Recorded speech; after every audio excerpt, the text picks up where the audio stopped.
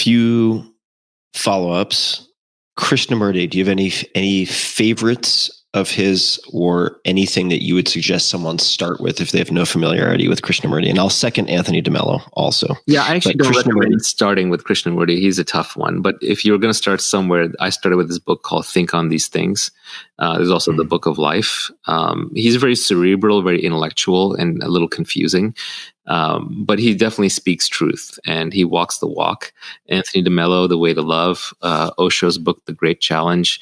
And I know people think Osho's a fake guru and all that, but he had some real stuff too. He's very articulate. He understood a lot. There's a great clip from him on SoundCloud that says, it's called Life Has No Goals, No Purpose. I listen to that one a lot. There's a lot of them out there. Once you start going down this rabbit hole, you'll find them. The classics, the Bhagavad Gita, get a good translation. Stephen Miller, I think, has a good translation. He also has a good translation of the Tao Te Ching. Those are both really interesting. Again, only if it appeals to you. I mean, there's ancient wisdom in Schopenhauer. Read Counsels and Maxims. These are smart people self-reflecting. But overall, the point is not to read. The point is to inspire so that you yourself can reflect. And Kapil Gupta is an accountant on Twitter. He has a couple of great books. Direct Truth is a fantastic book, written very recently and pulls no punches. But all of these are basically there to inspire you to self-reflect. And if you're not interested in self-reflection, if you're not at that stage in life, then don't do it. It's a waste of time. In fact, I would say the reason to do these things is just because they make your life better, because they make you more effective, because they have some utility to you.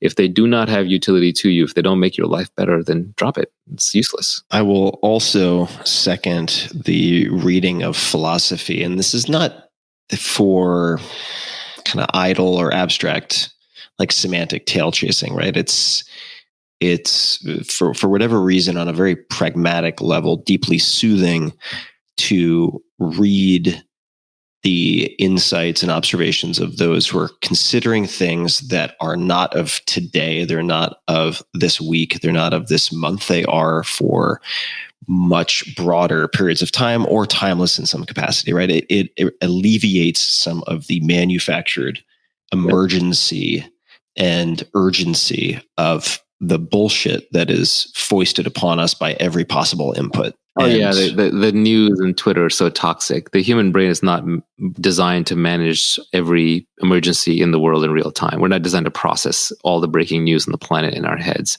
And this is one of my recent tweets, but the goal of the media these days is to make every problem your problem. That's how they get attention. That's how they get clicks. You have tribal wars going on, zombies battling each other, and they want to pull you in, where even non-participation is not allowed anymore. Neutral bystanders are not allowed. So it's a crazy world out there. There's a circus going on with the monkeys flinging feces at each other, and they want to drag you into the fight. Really, what you want to focus on is what's timeless. Timeless is great. The old questions all have old answers, and they're best consumed from the old practitioners because they were very clear-minded about it. They weren't busy trying to fit into the politics of this time. They were fitting to the politics of that time, but that's lost to us now. So actually, another great source is I have your Tao of Seneca series on Audible, and I listen to it on repeat when I'm working out a lot. So that's a very... Oh, no kidding. Yeah, the awesome. Letters to Lucilius. Amazing. Yeah. Amazing stuff. And every time I go through it, I learn something new. Yeah, the Tao of Seneca, the moral letters to Lucilius, if people want to look on public domain sources, you can find these letters. The moral letters to Lucilius, also spelled as you might read Lucilius, by Seneca. And so that's an audiobook series that I've produced. And you can find the PDFs for free online as well.